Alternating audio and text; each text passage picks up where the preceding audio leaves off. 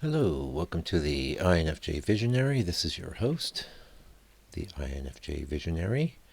Today's topic is alienation. I'm not sure if we covered this before, but we can certainly keep covering it. It's one of our fundamental themes as an INFJ, and certainly one that I feel intensely all the time. The real issue, as I see it, is how we feel connected to everybody. We pick up all of their emotions, we pick up all their micro expressions, their vibes, all of it. And they really don't seem to pick up that much about us other than the things that we make an attempt to either broadcast or communicate. And in a lot of cases, I think we don't necessarily bother that much because we know that most people just don't want to know or care what's going on inside our mind. And I don't say that to be negative. It's more just a statement of my experience. Sometimes they do, and in fact, it's really incumbent on us to couch things in terms that people can relate to. This is a skill that you can develop. It's a skill that I've developed, but even there, that feeling of alienation and separateness, I think, is very persistent.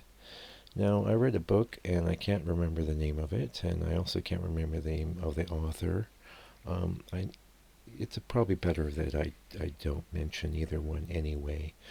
You might be able to figure it out based on my description, but the book is basically about INFJ. Well, he's written two. The first book is about INFJ alienation. The second book is about making it in the world, and I enjoyed both books quite a lot. And I enjoyed, he has a channel as well, and I enjoyed that quite a lot for quite a while until he started getting into subtypes and things like that, which I don't care about, or writing books about INTJs who I don't care about. I like them, don't get me wrong, but it's not my experience. My experience is that of an INFJ, and when I'm going to take in content, I want it to be targeted to an INFJ. Granted, we have the NI in common. We have a lot in common, but I can honestly say that I've conflicted with INTJs several times in the past in ways that was pretty much terminal. So I'm a little edgy around them, even though I find them really interesting, and I always seem to vibe with them, at least at first. So back to alienation and double alienation. So one of the reasons we have this feeling of alienation is because we have an experience of reality, but it is basically separate. I think in the last video I said it was quite a lot like an echo is what we perceive with our extroverted sensing is tied into external reality and the stimulation that comes from it, but it's such a weak signal that a lot of times we don't really have a firm grasp on the actual nature of reality. So what we do is we kind of fill in the blanks with our NI. Our NI definitely knows how to project things, and we can definitely survive and thrive in the world. Don't get me wrong. A lot of this is because we can sense what's coming. Quite often we can sense what people are going to say and do, and we can respond accordingly. So we have maybe a greater sense of other people and what they're about than we do, say, the actual real world itself. So the world of humans and emotions is, I think, more palpable to us than just external reality. Now, I've read a lot of stuff that says, oh, the INFJ, the solution is go out for a walk in the woods. And I do think that's very good advice. I think it's absolutely crucial for us to get external stimulation that's, sort of positive, like the sort of inputs you would get from nature directly. And I do think that centers us more and grounds us. However, we have a separation from that reality, and then we have a separation from other people in that they're not getting the constant signal of intuition from the ether that we are. They're getting something else. And actually, I think 8 of the types actually have some form of introverted intuition. But in many of them, it might be a very weak function. It might be their third function.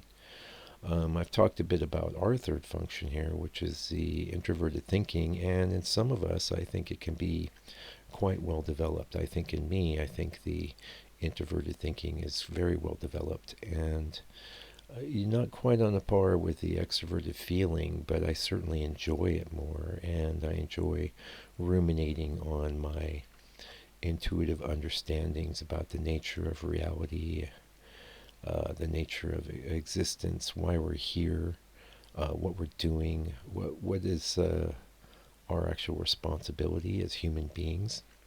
I can cut it. I can tell you what I think it is, what I've come up with, and it's just my personal philosophy. But I think our reason for being is to evolve consciousness. So, and I do believe in reincarnation. Believe might be I entertain the belief very firmly. How about that? And I think it's important to make these distinctions because you don't know for sure that something like reincarnation is a fact. I can tell you I've read like 3 or 4 books, some of them with a very scientific basis, where researchers went to the homes of children that claimed to have previous existences with families on the other side of the hill and things like that. And sure enough, they go over to talk to the family, and she knows their names, she knows everything that's going on, things like that. There's a lot of evidence, more evidence for the existence of reincarnation than, say, the Big Bang, I would say. Although I'm not a scientist, so don't quote me on that. Anyway, getting back to alienation, so we have this sort of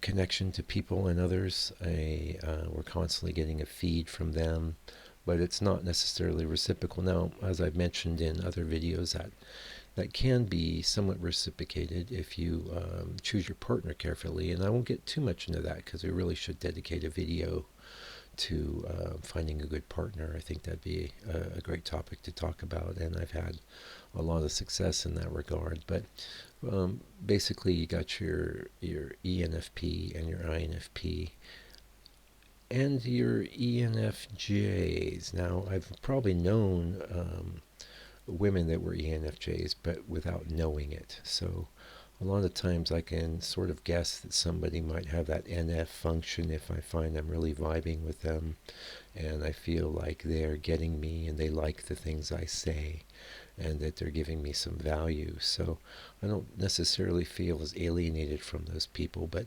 ultimately the fact of the matter is that they're not functioning the same way we are. They're functioning on their own particular plane. And I'm not saying, obviously, I'm not saying that the INFJ's way of functioning and existing is any better than anyone else's. I don't believe that it is. I believe it's sort of a difficult way to be wired. And I believe alienation is a tough way to live. And I was very appreciative of this person's book when I read it because they pointed out this in crystal clear, in a very, very crystal clear way. So was it helpful? Yeah, I think it was helpful because I could see that thing I just felt that maybe I hadn't named actually did have a name, and the name is alienation. And maybe this helps you. So what do you do? We got just a minute left here. What do you do with your alienation? Well, a lot of the key and the secret is through extroverted feeling. But like I mentioned in way back, I think in our first video, you don't want to go chasing people down to be your friend where you have to accommodate them. More so, I think you want to use the extroverted feeling at a higher level, like a Gandhi sort of level, where you're projecting out to all of humanity. And that's one of the reasons for this particular broadcast. I am using that same function, only I'm using it to envelop all of humanity, and in this case, my fellow INFJs specifically. Anyway, that's it for this broadcast. Hopefully you got something from it, and I'll be back real soon with another one. Until I come back, God bless you, INFJ, and keep on visionating.